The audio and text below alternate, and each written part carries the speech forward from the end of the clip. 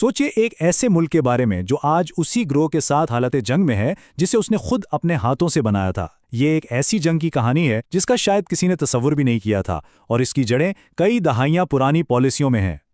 बात है फरवरी 2026 की। पाकिस्तान के वजीर दिफा ख्वाजा आसिफ एक प्रेस कॉन्फ्रेंस में आते हैं और एक ऐसा ऐलान करते हैं जिससे पूरी दुनिया में हलचल मच जाती है। वो कहते हैं कि अब पाकिस्तान ने खुली जंग का ऐलान कर दिया है, लेकिन सवाल ये था किसके खिलाफ?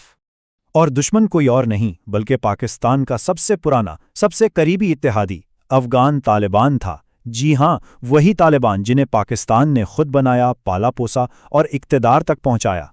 तो सवाल ये है कि ये नौबत आई कैसे? आखिर कैसे दो पुराने दोस्त आज एक दूसरे के खून के प्यासे हो गए हैं? आइए इस पूरे मामले की गहराई में चलते हैं और इस पेचीदा कहानी को समझने की कोशिश करते हैं। और हर जंग की तरह इसकी सबसे भारी कीमत कौन चुका रहा है? आम लोग। एक अंदाजे के मुताबिक हर हफ्ते 100 से ज्यादा बेगुनाह शहरी इस जंग की भेंट चढ़ रहे हैं। बच्चे, बूढ़े, औरतें सब इस आग का ईंधन बन रहे हैं। इस सारी कहानी को समझने के लिए हमें थोड़ा पीछे जाना पड़ेगा 1990 की दहाई में। ये वो दौर था जब पाकिस्तान ने स्ट्रेटेजिक डेप्थ यानी स्ट्रेटेजिक गहराई की पॉलिसी अपनाई। इसका सीधा साधा मतलब ये था कि अफगानिस्तान में एक ऐसी दोस्त हुकूमत हो जो भारत के साथ जंग की सूरत में पाकिस्तान को एक महफूज पिछवाड़ा फराहम कर सके। तो हुआ ये कि 1994 में ISI ने मुल्ला उमर नामी एक कमांडर से राब्ता किया।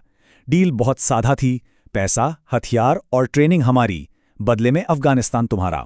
और सिर्फ 2 साल के अंदर 1996 में तालिबान काबुल पर काबिज हो गए।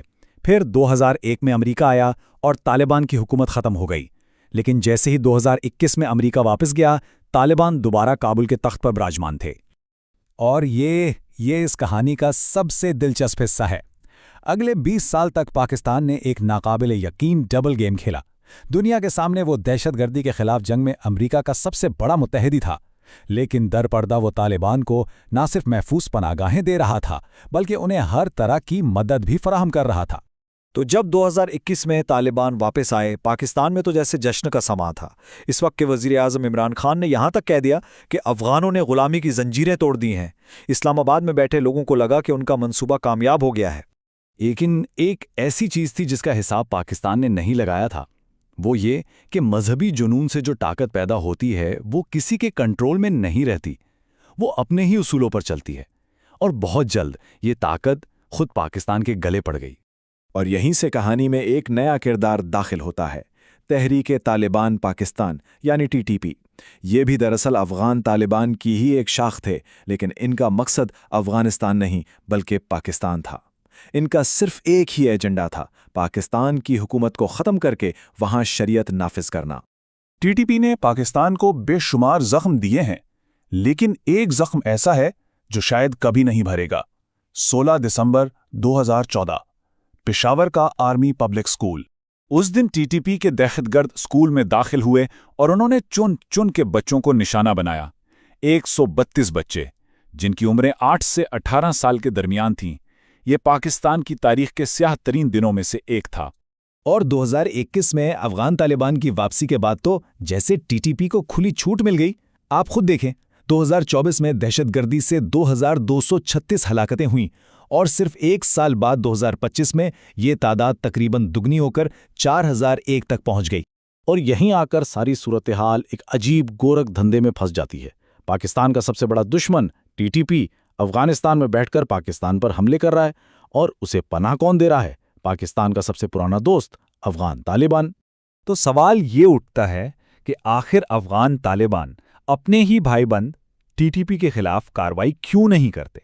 वो उन्हें पकड़कर पाकिस्तान के हवाले क्यों नहीं कर देते? इसका जवाब तालिबान की एक बहुत बड़ी मजबूरी में छुपा है। देखें, तालिबान एक बहुत ही मुश्किल पोजीशन में है।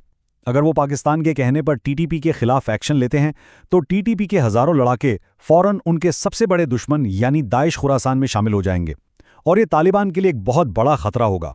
तो अपनी हुकूमत बचाने के लिए तालिबान मजबूर हैं कि वो TTP को कुछ न कहें। और जब कोई हल न निकला तो हालात बहुत तेजी से खराब होना शुरू हो गए। अक्टूबर 2025 में पाकिस्तान ने सब्र का दामन छोड़ दिया और काबुल पर फिजाई हमले कर दिए। जवाब में तालिबान ने फरवरी 2026 में सरहद पर हमला कर दिया। फिर पाकिस्तान ने खुली जंग का ऐलान करके कंधार को निशाना बनाया और फिर 16 मार्च को रमज़ान के महीने में काबुल के करीब एक अस्पताल पर बमबारी हुई जिसमें 40 से ज़्यादा लोग मारे गए।